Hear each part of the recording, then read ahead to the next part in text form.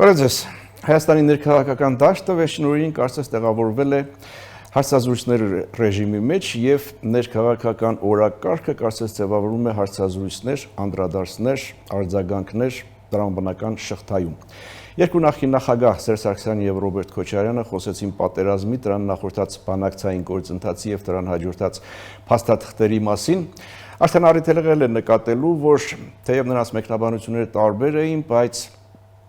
ընդհանուր համատեքստը նույնն էր, նրանք մեծ հաշվով մեղադրում են գործող իշխանությանը այս ամենի մեջ եւ գործող վարչապետին։ Վարչապետի եւ կառավարող կուսակցության անդամների արձագանքը բնականաբար չուշացավ, վարչապետը ակտիվ գրառումներ էր անում սոցիալական ցանցերում։ Նրա թիմակիցները եւ գրառումներ եւ տեսահոլովակներ եւ ակտիվ հարցազրույցներ, նրանց ընդհանրական գնահատականն այն է, որ նախկինները խմբագրում, սրբագրում եւ արդարացնում են իրենց նախկին ձախողումները եւ պարտությունները։ Այս հակադրությունը ներկաներ նախկիններ իշխանություն ընդդիմություն հակադրությունը բնականաբար չի սահմանափակվում միայն քաղաքական գնահատականներով, այն վաղուց արդեն տեղափոխվել է նաև հոգևոր դաշտ, եկեղեցու շուրջ զարգացումները շարունակվում են, տեղեկություններ կան եկեղեցու ներսում խմորումների մասին, ասում են թե ամենայն հայոց կաթողիկոսը կարգապահական հանձնախումբ է ձևավորել քննելու այն հոգևորականի հարցը, որին վերագրում է սոցիալական ցանցերում տարածված հայտնի տեսանյութը։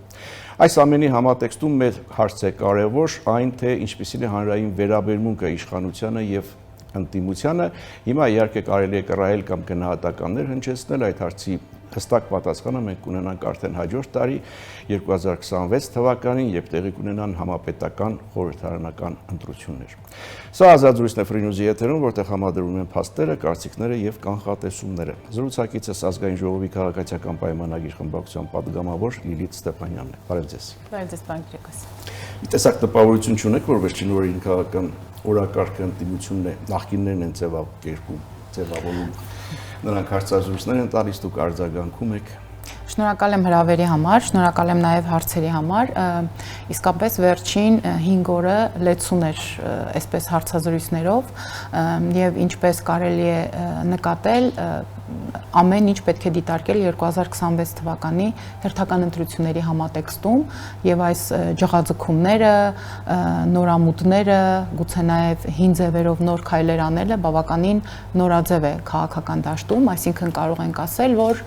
Հայաստանի Հանրապետությունում քաղաքական նորաձևության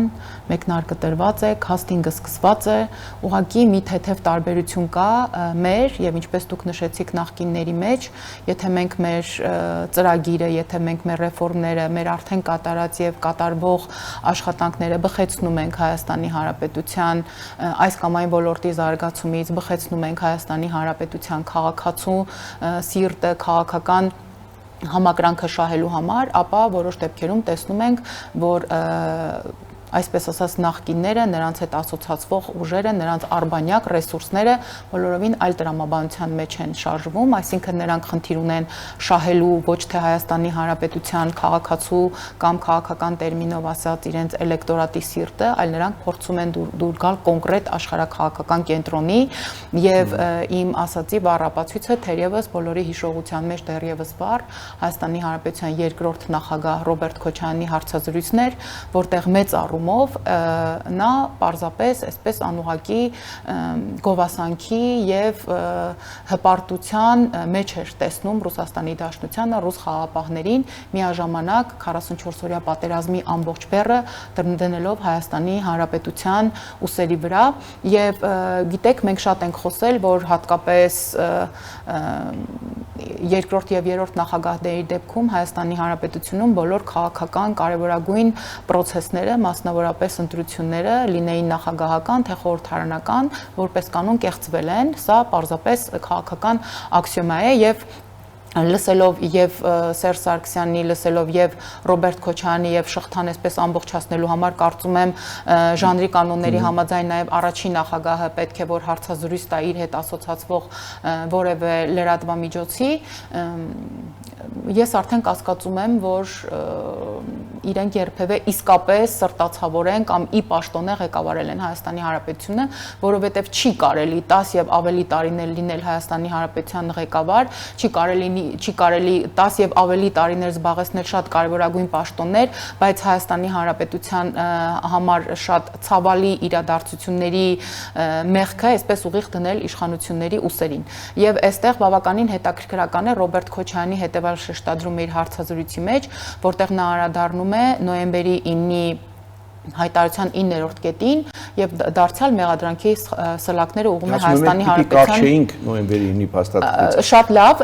գիտեք, ես կարծում եմ, որ հատկապես այս նախագահները ունենալով որոշակի փորձ, զուգահեռ մեզ մեղադրելով նաեւ երիտասարդ լինելու մեջ, պետք է որ կարողանային որոշակի քաղաքական հաշվարկներ անեին կամ առնվազն այնպիսի ձևակերպումներով հանդես գային, որ օրինակ, ինչպես իմ խոսքում նշեցի, շահեին կամ որոշակի առումով մեղմեին այն զայրույթը եւ կներեք ձևակերպմանս համար զզվանքը, որ հայ հասարակությունը զգում է նրանց նկատմամբ։ Գիտեք, Ռոբերտ Քոչարյանը երևի հաշվել չգիտի,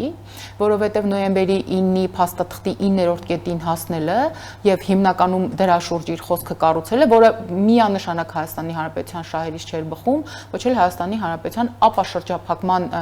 տրամաբանության մեջ էր, այստեղ խոսքը միայն եւ միանշանակ Ռուսաստանի Դաշնության համար է Ռոբերտ Քոչարյանի խոսքը, բայց ես կուզեի օրինակ Ռոբերտ Քոչարյանը նաեւ այդ մեղադրանքի սլակները ինչ որ առումով ուղղեր դեպի Ռուսաստանի Դաշնություն, դեպի ռուս խաղապահներ, եթե իհարկե նա այդ համարձակությունը ուներ, որ ինչ համարձակությամբ որ օրինակ առանց ամաչելու մեղադրում է իշխանություններին եւ այնքան է ողջևորվում այդ մեղադրանքների մեջ, որ այլևս չի զգում այդ նուրբ սահմանը, երբ որ Հայաստանի Հանրապետության դեմ սուտ մատնություն է տալիս։ Հիմա ասեմ ինչ նկատի ունեմ, օրինակ Ռոբերտ Քոչարյանը ինչու չի խոսում նոյեմբերի 9-ի փաստաթղթի առաջին կետի մասին, երկրորդ կետի մասին, չգիտեմ 6-րդ կետի մասին, 7-րդ կետի մասին եւ ահա միայն 9-րդ կետի մասին է սկսում խոսել։ Ինչու չի խոսում, որովհետեւ եթե խոսի, նա պարզապես պարտավոր է եւ պետք է անդրադառնա այլև Ռուսաստանի Դաշնության որոշ գործողություններին, բայց քանի որ նրա քաղաքական հայրենիքը Ռուսաստանի Դաշնությունն է եւ նա իր ամբողջ նվիրվածությամբ եւ ամբողջ այսպես անձնազոհությամբ կապված է միայն Ռուսաստանի Դաշնության հետ եւ սպասարկել է միայն Ռուսաստանի Դաշնության շահերը, ապա շատ նորմալ է, որ ինքը խոսում է միայն նոյեմբերի 9-ի փաստաթղթի նոյեմբերի 9-ի 9-րդ կետի մասին, ընդ որում Հայաստանի Հանրապետությանը մեղադրելու համատեքստում։ Տեսեք, նա ինչ է ասում։ Նա այսպես լվանում է, մաքրում է Ռուսաստանի Դաշնության անգործությունը, որպես մեր ռազմավարական հիմնական դաշնակցի, որպես ռուս խաղապահներ Լեռնային Ղարաբաղ ուղարկելու եւ անգործության մատնվելու մեջ, նա բոլորովին այլ շեշտադրումներով է խոսում օրինակ Ադրբեջանի նախագահ Ալիևի մասին եւ մոտավորապես եթե ես չկրկնեմ, ստիպված չլինեմ կրկնելու կամ հղում անելու իր ուղիղ խոսքին, ասեմ որ մոտավորապես նա ասում է դե խեղճ Ռուսաստանն է ինչ աներ, դե խեղճ Ալիևը ինչ աներ, դա մինիմումն էր որ նրանք կարող էին անել Հայաստանի դեմ եւ Ալիևը ստիպված այսպես հարցակվեց Հայաստանի Հանրապետության վրա։ Հայաստանը ճանաչեց Արցախի կազմում, Հայաստանը ամեն ինչ արեց, որպեսզի նույն պատերազմ հրահրեց, հետո ամեն ինչ արեց, որպեսզի ռուս խաղապահները դուրս գան։ Այստեղ հետաքրքիր է, որ երբ որ նման կալիբրի քաղաքական գործիչներ, հատկապես որ իրենք իրենց մասին ունեն այդպիսի մեծ կարծիք, ինձ թվում է, որ ժամանակ առ ժամանակ հանդես են գալիս հարցազրույցներով կամ ասուլիսներով, պետք է հստակ ասելիք ունենան Հայաստանի Հանրապետության քաղաքացուն։ Օրինակ ինձ հետաքրքիր էր այս ասուլիսով Ռոբերտ Քոչարյանը ինչ էր ուզում ասել, ում էր ուղղված այս հարցազրույցը, ինչ կարևոր շեշտադրումներ կային, որից պետք է հետևություններ աներ Հայաստանի Հանրապետության քաղաքացին, ով վաղը պետք է ընտրի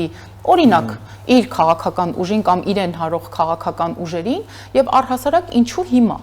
Տեսեք, հետաքրքիր պասերով պրոցես է սկսում, նախ ձևիստների նարեկն է մեկնում Միացյալ Նահանգներ եւ հարցազրույց է տարի Թաքեր Կարլսոնին, իհարկե սա աբսուրդի գագաթնակետն է, հաշվի առնելով այդ լրագրողի որոշակի իմիջը միջազգային հանրության մեջ, նրա կարևորությունը, տեսեք հետխորհրդային պետություններից Ռուսաստանի Դաշնության նախագահը թերևս միակ ղեկավարն է, ումից Թաքեր Կարլսոնը հարցազրույց է վերցրել եւ մեկ էլ այսպես մեծ խնդրանքով, աղաչանքով, դե Նարեկ Կարապետյանն էլ մի կերպիր խիտ գրաֆիկում, այսպես մի փոքր տենց մի երկու օր ժամանակ էր գտել, մեկնել էր որպիսի իր հանճարեղ քաղաքական մտքերը եւ որպես ամբողջ աշխարհում եւ մասնավորապես Հայաստանի Հանրապետությունում միակ ապաքաղաքական նորահայտ գործիչը որոշել էր այսպես հարցազրույց տալ եւ քարուքանդ անել իշխանությունների բերած բոլոր փաստարկները կամ այն բոլոր կարևոր գործողությունները եւ ծրագրերը, որ մենք իրականացրել ենք, իսկ մեծ Հարգեր Կարսունին հատկապես տպավորել է Նարեկ Կարապետյանի գործարանների եւ դպրոցների միջև տարվող դիլեման, որտեղ նա առաջարկում էր դպրոցներ չկառուցել, այլ կառուցել գործարաններ, եւ մեկ էլ Հարգեր Կարսունին ըստ երևույթին շատ տպավորել է նրա հորեղբոր որդու Սամվել Կարապետյանի հանճարեղ միտքը, որտեղ տարբեր լրագրողների հարցերին ի պատասխան նա շատ հանգամանալից քաղաքական բովանդակությամբ լեցուն պատասխան տվեց, ասելով բում բում բում։ Ինձ թվում է միջազգային քաղաքական միտքը բավականին հարստացրել են այս երկու երիտասարդ Կարապետյանները, դրան հետևեց Սերժ Սարգսյանի հարցազրույցը, ինձ թվում է Սերժ Սարգսյանը, որ այդպես դանդաղ է խոսում իր շրջապատում տեղի ունեցող process-ներն էլ ըստ երևույթին շատ դանդաղ են ընթանում, երևի ինչ-որ բաներ ինքը մոռացել, որ այդպես այդ 6 ժամը ինքը որոշել էր տանջել հայ հասարակությանը եւ ինչ-որ բաներ պատմել, բայց ցես անընդհատ հիշեցնում է 2019 թվականի բանակցային գործընթաց, ասենք, հա, այն հաստատուկ առաջարկ, որ ներկայացվել է ԵԱԿ Մինսկի խմբի համանախագահների կողմից եւ որը չի ընդունվել վարչապետի կողմից եւ որը եթե ընդունվեր կարելի էր խուսափել պատերազմից, մոտավորապես այսպես։ Ես քիչ առաջ խոսում էի մեր այսպես ասած նախկին նախագահների քաղաքական մտքի սնանկությունից, նրանց հարող եւ նրանց հետ ասոցացվող քաղաքական ուժերի անկյալությունից եւ քաղաքականապես բովանդազուրկ նրանց ասածներից։ Տեսեք խնդիրը որն է, երբ որ մենք այսօր մեր օրերում ունենք որոշակի քաղաքական պրոբլեմ, հիմնախնդիր, հիմնահարց, ապա դա չի նշանակում, որ այդ հիմնահարցը ծաղկել է կամ առաջացել է հենց այս պահին։ Սովորաբար process-ների արդյունքում տեղի են ունենում կամ տեղի չեն ունենում ինչ-որ իրադարձություններ կամ ինչ-որ հարցեր եւ ես կուզեի օրինակ Սերժ Սարգսյանը այդպես իրեն բնորոշ դանդաղ կերպով, այդպես որ քաղաքական խոսքը միանշանակ մեկնաբանելի չէ, ինչպես նա օրինակ փորձում էր այդպես մակարոններ կամ լապշաներ կախեր հայ հանրության ակաժներից, թե ինչպես իր քաղաքական գործիչներից մեկն էր ասում Գալուստ Սահակյանը, որ գաղտնին դա թաքունը չէ, ինքը այդպես փորձում էր ասել, որ ինքը չի ասել, որ ինքը վարչապետ չի դառնալու, ինքը ասել է ինքը նախագահ չի դառնալու, կարծես թե ես եւ դուք էինք սահմանադրական փոփոխությունները նախաձեռնել, պարոն Կիրակոսյան, եւ այդ խեղճ մարդը չգիտեր փաստորեն, որ այլևս Հայաստանի Հանրապետությունը դառնալու է խորհրդարանական երկիր, բայց գիտեք այդ երկար ու կարճ զրույցների ընթացքում Սերժ Սարգսյանը կարծում եմ պետք է ավելի հանգամանալից անդրադառնար 2018 թվականի ապրիլի 18-ի իր հայտնի հարցազրույցին, երբ որ դրանից մի քանի ժամ առաջ ինքը ազգային ժողովի նիստերի դահլիճում այսպես դինջ քնած էր, աչքը կպել էր եւ հետո իրեն ասեցին, որ պետք է մոտենա Սամբյոնին, կամացել խոսում էին իր գործընկերները, որ չարտնասնեն, շատ զբաղված էր։ Եվ երբ որ նա մոտեցավ ամբիոնին, այնտեղ նա իր կուսակից ընկերներին, իր падգամավորների հարցերին պատասխան ասաց, որ ցավոք Լեռնային Ղարաբաղի հիմնախնդրի լուծելու առումով բանակցային գործընթացը մտել է փակուղի եւ բանակցությունների միջոցով հիմնախնդրի հանգուցալուծմանը հասնելու հնարավորությունները գրեթե զրոյացել են եւ շեշտեց, որ ըստ երևույթին Ադրբեջանը հետ չի կանգնելու իր ուխտադրուժ մտադրություններից Լեռնային Ղարաբաղի հարցը ուժով լուծելու համար։ Հիմա այս նախադասությունների հեղինակը որոշել է մեզ մեղադրել 2019 թվականի այսպես ասած բանակցային առաջարկի մասով տեսանկյունից եւ իր մյուս գործընկեր Ռոբերտ Քոչյանն էլ այսպես երեքով միասին մեզ որոշել են մեղադրել իբր թե պատերազմ հրահրելու, Ադրբեջանի վրա հարձակվելու, Լեռնային Ղարաբաղը հայաթափելու մեջ եւ ասում են, որ երկու պատճառ է եղել հիմնականում պատերազմը սկսելու համար։ Առաջինը դա Հայաստանի Հանրապետության վարչապետի ասած զրոյական կետից բանակցությունները սկսելու վերաբերյալ հարցներ եւ երկրորդը, երբ որ իբր թե Նիկոլ Փաշինյանը ասել է Արցախը Հայաստան է եւ վերջ։ Դրանց ինչ պատասխան ունեք։ Այո, դրանց ունեմ հետեւյալ պատասխան։ Մի փոքր դատարից հետո կվերադառնանք վարքյան նրանց։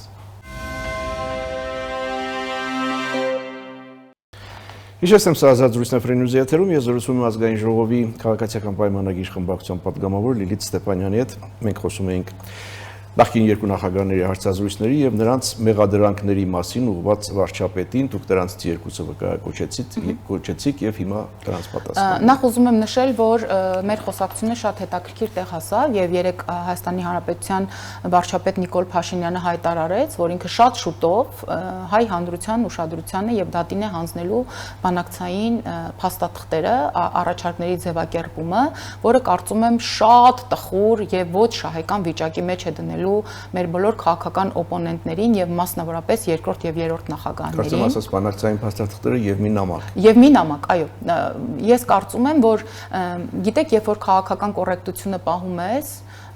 եւ իհարկե հասկանում ես թե քո գործի լրջությունը, թե ի պաշտոն է այն ամենը, ինչի համար դու կրում ես պատասխանատվություն, ընդ որում նաեւ քո նախորդների անհաջող բանակցությունների համար եւ դու չասեմ սրբորեն, բայց դարձյալ հաշվի առնելով քո պաշտոնը, դարձյալ հաշվի առնելով համակեցության կանոնները, քաղաքավարության, քաղաքական կոռեկտությունը, չես ուզում անդրադառնալ, բայց քեզ անընդհատ խոսում են այն հույսով, որ դու բնականաբար անհամեմատ ավելի խոհեմ ես եւ դու բնականաբար անհամեմատ ավելի քաղաքականապես հասուն ես եւ թերևս հանրության սեփականությունը չես դարձնի բաներ, որոնք իրենց իսկ կործանման ամենահիմնական պատճառներից մեկը կարող է դառնալ։ Բայց ինչպես ասում են, եթե նրանք շատ են ցանկանում, ինչու հետաձգել նրանց համար այս հաճույքը եւ առաջիկայում վարչապետը այս բանակցային փաստաթղթերը կհայտարարի։ Այդ վերադառնանք զրոյական կետին եւ այո, դրան եմ անդրադառնում, պարոն Կիրակոսյան, զրոյական կետին։ Ես իմ խոսքում նշեցի, թե ինչու էր վարչապետը ասում իմ զրոյական կետից, որովհետեւ արդեն Սերժ Սարգսյանը ապրիլի 18-ի ազգային ժողովում հայտնի հարց ու պատասխանի ընթացքում ավետել էր, ավելի շուտ գուժել էր, որ պատերազմը անխուսափելի է։ Երկրորդը, որ ասում են վարչապետը ասել է Արցախը Հայաստանն է եւ վերջ։ Նախ Ազատության մեր գործընկերները վերջերս մի ռեպորտաժ էին այսպես տարածել, որտեղ Ռոբերտ Քոչյանը 98 թվականին է հայտարարել, որ Արցախը Հայաստանն է եւ վերջ։ Եկեք միասին փոքր վերլուծություն անենք, արդյոք Ռոբերտ Քոչյանը պատերազմ էր հրահրում։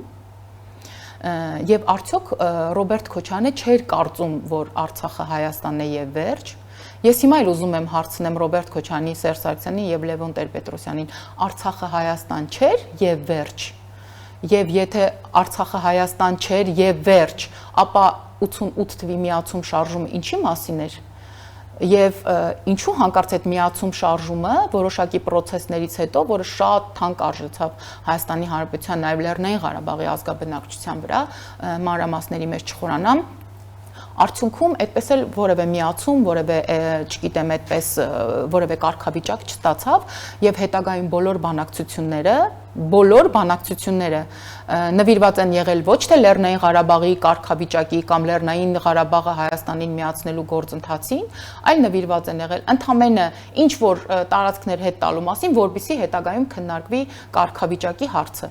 Եվ դարձյալ մանրամասների մեջ չխորանալով, կարծում եմ Հայաստանի Հանրապետության յուրաքանչյուր քաղաքացի սրա մեջ գիտի, ես փորձում եմ եւ ուզում եմ, որպեսզի մենք այս ամենը դիտարկենք մի քանի շատ կարեւոր Հայաստանի Հանրապետության ճակատագրի ապագայի համար խիստ վճռորոշ դեպքերում առաջին նախագահի հրաժարականը հոկտեմբերի 27-ը, մարտի 1-ը, 2018 թվականի ապրիլի 18-ը, 2016 թվականի Քարորյան եւ էլի մանր-մուներ, այսպես ասած, քաղաքական process-ներ, որոնք եկել են սպասարկելու այս ամենը։ Հիմա ես կարծում եմ, որ այդքան լուրջ դեմքով նստել եւ սեփական լրատվամիջոցի լրագրողներին հարցազրույց տալ, որտեղ լրագրողը ավելի շատ է համաձայն իր խոսակցի հետ, իր բանախոսի հետ, քան ինքը բանախոսը, այսպես ինչ որ բաներից խոսել, ես ուզում եմ հասկանալ նրանց ամբողջ հույսը ինչի վրա է, կամ եթե դուք լինելով Հայաստանի Հանրապետության նախագահներ, ինչ որ չափով այս երկրի նկատմամբ ստանձնելով որոշակի պարտավորություններ եւ այսօր կորցնելով իշխանությունը, արդյոք ձեզ հաշիվ տալիս եք, թե ինչ է նշանակում պարբերաբար ամեն մի հարցազրույցի ընթացքում Հայաստանի Հանրապետության դեմ, չեմ ասում իշխանությունների դեմ, տալ սուտ մատնություններ։ Սերժ Սարգսյանը Հայաստանի Հանրապետությանը մեղադրում է Գյանջայի քաղաքացիական ենթակառուցվածքները ռմբակոծելու մեջ, որը բնականաբար իրականությանը չի համապատասխանում,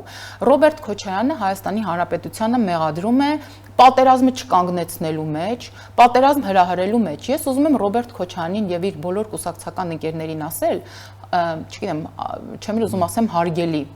գործընկերներ, ուրեմն պատերազմը Հայաստանը չէր սկսել, որ Հայաստանը կանգնեցներ, Հայաստանի Հանրապետության իրավասությունների ներքո չէր պատերազմը կանգնեցնելու, չկանգնեցնելու հնարավորությունը։ Պատերազմը կանգնեցնելու համար եղել է 3 հրադադար ԵԱՀԿ Մինսկի պետությունների կողմից եւ 3 անգամ էլ Ադրբեջանը չի պահպանել հրադադարը եւ ինչպես ցույց տվեցին հետագա գործողությունները, պատերազմը պետք է կանգնել այն օրը եւ այն տեղում, որը հարմար էր ԵԱՀԿ Մինսկի համանախագահ պետություններից որևէ մեկին, ով էլ նախաձեռնել էր, այսպես հեղինակել էր նոյեմբերի 9-ի փաստաթուղթը, որի տակ էլ հետագայում դրվեցին 3 նախագահների ստորագրությունները, եւ որը դարձյալ երկու պետությունները այդպես էլ հաշվի չառան, չհարգելով անգամ իրենց իսկ պետությունների հեղինակությունը եւ իրենց իսկ դրած ստորագրությունը։ Քանի որ նորից վերադարձակ նոյեմբերի 9-ին եւ նոյեմբերի 9-ի հայտարարությանը, իմ ընկալման հասարակության մոտ էլ մի տեսակ շփոթ է առաջանում լսելով այս բոլոր հայտարարությունները։ Հիմա վերջին հարցազրույցի ժամանակ Ռոբերտ Քոչարյանը ասում է, որ մենք պետք է կարճեինք նոյեմբերի 9-ից։ Այդ դեպքում հարց է առաջանում, թե ինչու այն ժամանակ, երբ որ Նիկոլ Փաշինյանը ստորագրում էր կամ ստորագրեց այդ նոյեմբերի 9 հայտարարությունը, բոլորն ասում էին, ընդդիմությունը բոլորն ասում էին, դա կապիտուլյացիա է։ Այն ժամանակ իշխանությունը ստորագրում է, ընդդիմությունն ասում է կապիտուլյացիա, հիմա իշխանությունը դա շրջանցել է, արդեն հասել է օգոստոսի 8, ասում են մենք պետք է կարճեինք։ Այո, դուք իրականում ես արդեն խոսեցի, որ այս մարդիկ, ես չգիտեմ այդքան տարիների ընթացքում ինչով են զբաղվել, բայց դժվար է ասել, որ ենք զբաղվել են քաղաքականությամբ, որովհետև իսկապես որևէ ռացիոնալ հատիկես մարդկանց մտքում չկա եւ իրենց գիտեք կարող է տպավորություն ստեղծվի, որ մենք չենք ուզում, որ իրենք խոսեն, բայց հակառակը մենք շատ ենք ուզում, որ իրենք խոսեն, որտեղ իրենք ինչքան խոսում են, այնքան մեր անելիքը ավելի քչանում է, որովհետև նրանց յուրաքանչյուր հարցազրույց, ոչ միայն նրանց յուրաքանչյուրի դեպքում առաջի, երկրորդ հարցերին ի պատասխան 5-րդ, 6-րդ հարցերը հերկվում են, մերժվում են, ցախողվում են, կործանվում են իրենց իսկ կողմից արած փաստարկները, այլ իրենք իրար մեջ ինչ որ խոսում են, դարձյալ բխում է մեր շահերից եւ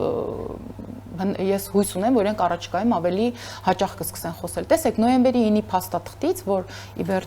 իդեպ օրեր առաջ էր նոյեմբերի 9-ը 5 տարի առաջ էր ստորագրվել այդ փաստաթուղթը, եւ դա այդպես չի, որ դարերի խորքից եկող ինչ որ պատմական իրողություն է եւ հայ հասարակությունը մոռացել է, թե նոյեմբերի 9-ի հայտարարության ստորագրումից հետո ինչ վիճակ էր Հայաստանի Հանրապետությունում, այդ հարցակումները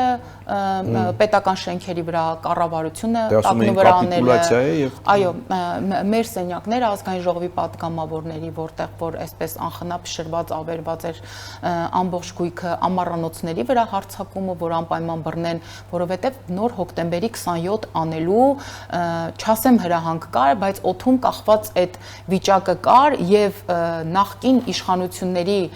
նախկին նախագահների եւ նրանց հետ ասոցացվող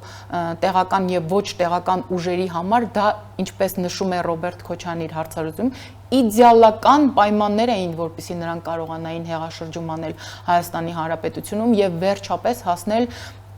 իրենց երկուսի երազանքների սահմանագծին Հայաստանի Հանրապետությունը ամեն գնով տանել եւ տեղավորել միութենական պետության մեջ։ Հիմա ովքեր էին ասպատակում պետական կառույցները, ովքեր էին Հայաստանի Հանրապետության ազգային ժողովի պատգամավորների հասցեները եւ հեռախոսահամարները հրապարակում հնչեցնում եւ խորհուրդ էին տալիս, նույնիսկ այսպես հանձնարարում էին, որ հարցակվեն մեր տների վրա, մեզ մեր երեխաների հետ, մեր ընտանիքի անդամների հետ քաշ տան ազգային ժողով եւ ինչ որ ստիպեն, որովհետեւ մենք ինչ որ բաների տակ ստորագրենք, ինչ որ քվեարկություններ անենք։ Ես ոնց հիշում եմ, իսկ ես շատ լավ եմ հիշում, դա Իշխան Սաղաթելյանն էր։ Իշխան Սաղաթելյանը ներկայանում է եւ հանդիսանում է Հայ հեղափոխական դաշնակցության ԳՄ անդամ, այսինքն այս ամբողջ պատմությունը դաշնակներն էին ստեղծել, հանրապետականներից որոշ մարդիկ բնականաբար կային եւ իրենց ամբողջ այս խայտարակ պրոցեսը, խայտարակ հանդիսավորություն ասեմ, հանդիսություն ասեմ, վերել էին իրենց պալատական երկիշներին մենք բոլորս հիշում ենք, որ դեռևս շարունակվում էին զոհված զինվորների հուղարկավորությունները, հոգեհանգիստները եւ Ներսիկ Իսպիրյանը ինքնամոռաց երգում էր ի վերջո Ազատության հրապարակում։ Այս մարդիկ չէին, հիմա ես ուզում եմ հասկանամ Ռոբերտ Քոչարյանը ընդհանրապես խոսում է իր կուսակից ընկերների հետ, օրինակ Իշխան Սաղաթելյանի կամ այլ դաշնակցականների հետ չի ասում, որ նոյեմբերի 9-ից մենք պետքա կարճենք, եթե նոյեմբերի 9-ից մենք պետքա կարճեինք, այս պատմություններն ինչի համար էր։ Ինչի համար էր նոյեմբերի 9-ի փաստաթուղթը որակվում որպես կապիտուլյացիա։ Ասում էին Նիկոլ Փաշինյանին տարել են եւ ստիպել են, որպեսզի նա այդ փաստաթուղթը ստորագրի։ Հիմա կա հնարավորություն, որ մենք այդ խայտառակ փաստաթուղթը կապիտուլյացիոն, ինչը նրանք հիմա որակում են երևելի եւ նախանձելի փաստաթուղթ, օրինակ ինչու իրենց ամբիցիաները քաղաքական չդրեցին ոտքի տակ, չեկան չկանգնեցին վարչապետի կողքին, չասեցին, որ Նիկոլ Փաշինյան, մենք սա քո համար չենք անում եւ քո թիմի համար չենք անում, մենք սա անում ենք Հայաստանի Հանրապետության համար եւ փորձում ենք Լեռնային Ղարաբաղը փորձել պահել հայկական, ինչպես որ սովորաբար նրանք ասում են։ Ուզում եմ հասկանամ, այս ամբողջ կներեք էլի ուղղակի տերմինը չեմ կա, այս ամբողջ մեյմունությունը ինչին է նվիրված։ Ես ոնց մտածում եմ, սա Հայաստանի Հանրապետության շահի հետ ընդհանրապես ոչ մի կապ չունի։ Կամ այսպես խոսում են, որ երբ որ մենք էինք խոսում պատերազմի խնդիրների մասին, ասելով, որ դասալիքներ են եղել, ասում էին դուք վարկաբեկում եք հայ զինվորի պատիվն ու հարգանքը, մեր բանակը եւ այլն։ Գեներալների վարկաբեկումն է։ Այո, եւ իրանք ասում են, որ մենք այնտեղ ենք եղել եւ տեսել ենք դասալիքներ շատ կային եւ այլն եւ այլն։ Այսինքն մենք որ փորձում ենք ասել, որ այսպիսի խնդիրներ են եղել, որը նաեւ հանգեցրել է այսպիսի հանգուցալուծման, մեր ասածը կարեւոր չի կամ ինչպես ժողովուրդն է ասում, մեր ասածի գերբ չկա, բայց այ որ իրենք են ասում դեմքի շատ լուրջ արտահայտությունով, այ դա շատ կարևոր արձանագրում է ըստ իրենց, կամ որ երկրորդ եւ երրորդ նախագահները անընդհատ պարծենում են եւ կարծես թե դա իրենց քաղաքական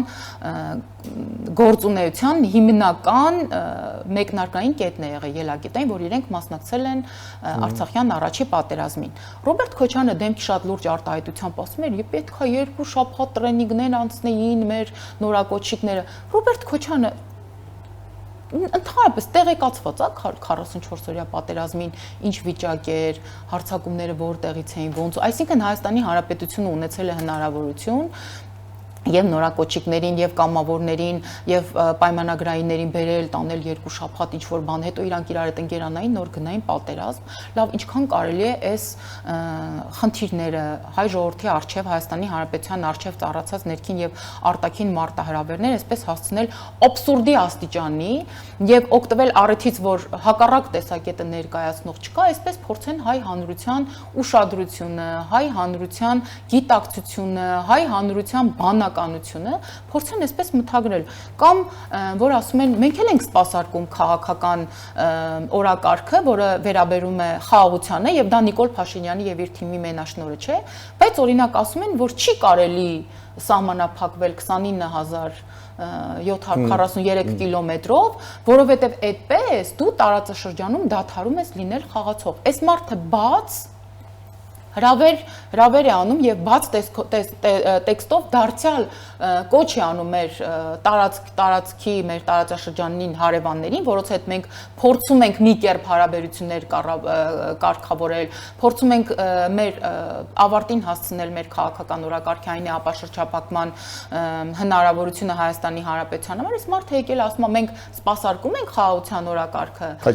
բայց մենք չենք սահմանափակվելու, որովհետեւ պատմական արդարություն պետք է վերականգնվի, մենք պետք է Իրանից էլ մեր ուզածը վերցնենք, մենք պետք է Վրաստանից էլ մեր ուզածը վերցնենք, որը իդեպ դաշնակների օրակարգում կար, նրանք Ջավախքը հետ բերելու ինչ որ ծրագրեր ունեն, բայց հետո մեզ մեղադրում են Վրաստանի հետ հարաբերությունները վատթարացնելու համար։ Բայց Ռոբերտ Քոչարյանը բացի դրանից նաև խաղաղության օրակարգի հետ կապված, խաղաղության փաստաթղթի հետ կապված առաջարկում էր նաև մեկ այլ համաձայնագիր բանակցել երաշխավորների մեխանիզմ ստեղծելու մասին ներկայացվելով Ռուսաստանի Դաշնություն, Չինաստան եւ Միացյալ Նահանգներ։ Ամբողջ խնդիրները, որ Ռոբերտ Քոչարյանի մտքում, Ռոբերտ Քոչարյանի ուղեղում չի կարող լինել մի բան, որտեղ ներկա չէ Ռուսաստանի Դաշնությունը։ Ես սա բոլորովին լուրջ եմ ասում ու անկեղծ եմ ասում, որովհետև երբ որ մարդ իր ամեն ինչով, իր ուղնուծուծով, իր տնտեսական շահերով, քաղաքական շահերով, անձնական հետաքրքրվածություններով, ամեն ինչով կապված է Ռուսաստանի Դաշնության հետ, ես սա ոչ թե վատաբանում եմ Ռուսաստանի Դաշնությանը, այլ ուղղակի փաստ եմ արձանագրում։ Այս մարդը այլ կերպ չի կարող մտածել։ Ուղղակի անհնար է դա մտածել։ Եթե մենք փորձենք այս նույն խնդիրը, այս նույն հարաբերությունների, այս հիվանդ տոքսիկ հարաբերությունները բերենք եւ պրոյեկտենք երկու անձանց միջև կամ երկու հարևանների միջև, հարազատների միջև, մենք կտեսնենք, որ իսկապես այդ հարաբերությունների արդյունքում ինչ-որ կապվածություն է առաջանում եւ մեկը առանց մյուսի այլևս իրեն չի պատկերացնում։ Իրականում այս նույն խնդիրը նաեւ նրա մոտ է, բայց եթե թույլ տաք, պարոն Կիրակոսյան, ես նաեւ Ռոբերտ Քոչարյանի եւս 1-2 արտաբերած մտքի կուզեմ անդրադառնամ, որտեղ նա, այսպես ասած, բացահայտում է իր քաղաքական գործունեությունը շարունակելու կամ Հայաստանի Հանրապետությունը ղեկավարելու այդ ցանկությունը նա ինչով է պայմանավորում, դա ոչ մեր շահերը առաջ տանելու մասին է, դա ոչ մեր շահերը սպասարկելու մասին է, այս մարդը ասում է, գիտեք, ես հավես ունեի, գյուղից գյուղ ընկնեի, մարդկանց հետ հանդիպեի եւ հաջորդ մտքում նա ձևակերպում է հետեւյալ ասելիքը, թե այնպես չի, որ ես քնում եմ եւ երազում եմ դառնալ Հայաստանի Հանրապետության վարչապետ, ով որ ուզում է դառնալ Հայաստանի Հանրապետության վարչապետ, նա խնդիր ունի իր վիճակը լավացնելու։ Հիմա ախր մենք այս ասածներից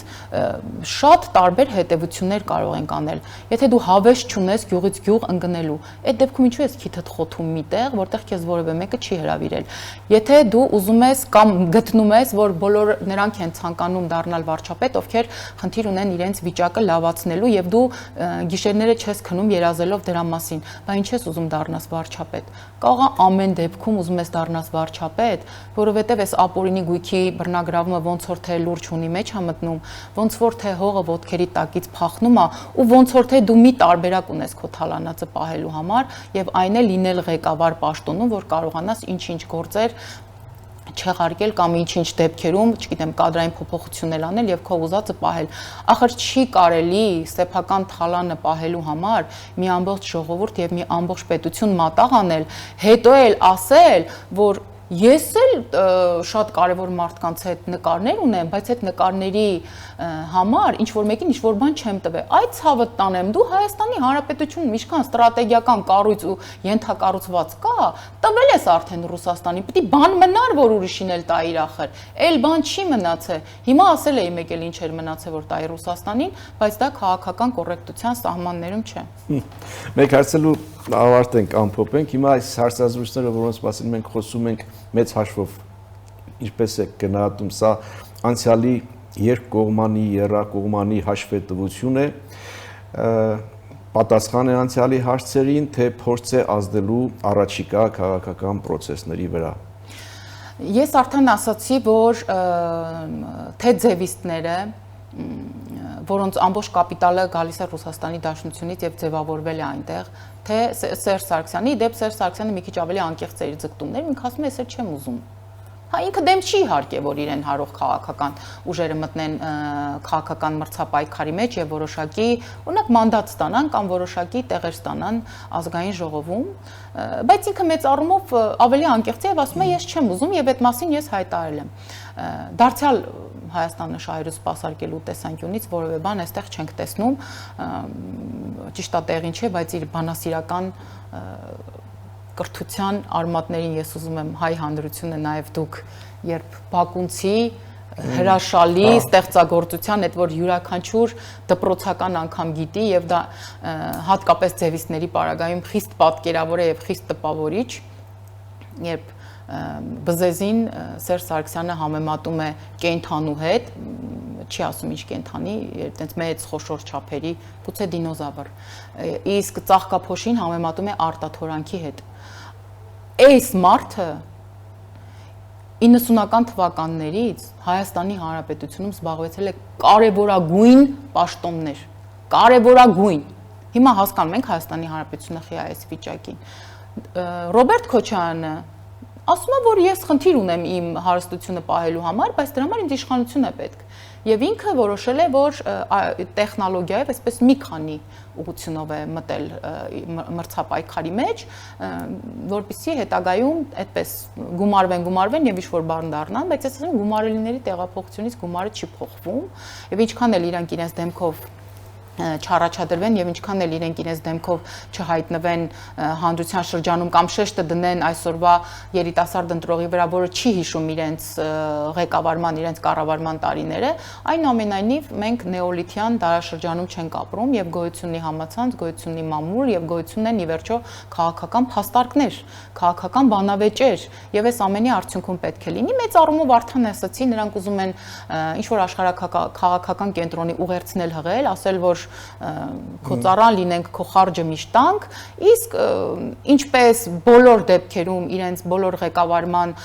տարիներին, այնպես էլ այս դեպքում նրանք բացարձակապես հայ ժողովրդին որպես սուբյեկտ, հայ ժողովրդին որպես իշխանության կրող եւ հայ ժողովրդին որպես ընտրությունների ելքը որոշող միակ ուժ կամ միակ, այսպես ասեմ, հանդրույթ կատեգորիա չեն ընդունում իրենք պարզապես։ Այդ սրանով է պայմանավորված, որ օրինակ ձևիստների Նարեկ Կարապետյանը Ամստերդամին էր բերել Հայաստանի վրա, դրսից տղա էր բերել Հայաստանի վրա։ Հիմա գնացել է եւ մատնագրեր է գրում Հայաստանի եւ Հայաստանի Հանրապետության ընտրված լեգիտիմ իշխանությունների վրա Ամերիկայի Միացյալ Նահանգներում, որտեղ բացարձակապես խոսք չկա, օրինակ նրա ամբողջ հարցազրույցի ընթացքում դուք երբևէ չեք լսի օրինակ էթնիկ զտում, ինչպես եղավ, որ էթնիկ զտումը իրականացավ, դուք չեք լսի, որ բլոկադա եղավ փաստորեն, ով էր այդ բլոկադան արել, դուք չեք լսի, թե այդ որ երկրի ուժերն էին այնտեղ խաղաղ առաքելությամբ հանդես գալի եւ ինչ պետք է իրենց մանդատից դուրս գալով իրականացնեին, որ չեն իրականացրել։ Այս ամենը դուք չեք տեսնի, որով ինչու մի պարզ պատճառով, որտեղ այս մարդիկ մտածում են, որ ունեն որոշակի ռեսուրսներ եւ փող, ապա դրանով կարելի է գնել ամեն ինչ եւ հետո իրենց նախկինները, ու իրենց կոնկրետ Նարեկի հայրը, որ Սերժ Սարգսյանի կաբինետի ներկայացուցիչներ եղել, ոչ Ռոբերտ Քոչարյանի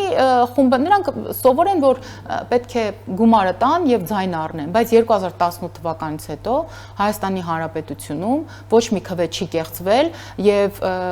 մեր ժողովուրդը մեզ իհարկե շատ հարցերում կարող է կշտամբել, մեղադրել, ինչ որ բաներ դանդաղ անելու մեջ, ինչ որ բաներ արագ անելու մեջ, ինչ որ հարցեր չանդրադառնալու մեջ, կամ ինչ որ հարցեր ոչ հավուր պատշաճի իրականացնելու մեջ, բայց մենք մեր հանրությունը մեզ չի կարող մեղադրել մի շատ կարևոր հարցում։ Մենք երբեք չենք կեղծել ընտրությունները 18 թվականից եւ ապագայում էլ անելու ենք ամեն ինչ, որպեսզի ընտրությունները չկեղծվեն։ Շնորհակալ եմ զրույցի համար։ Ձեզ եմ շնորհակալ։ Հետևենք իրադարձությունների զարգացումներին, սա Ազատ զրույցներ Free News-ի եթերում ես զրուցում եի ազգային ժողովի քաղաքացիական պայմանագիր խմբակցության պատգամավոր Լիլիթ Ստեփանյանի հետ, կհանդիպենք։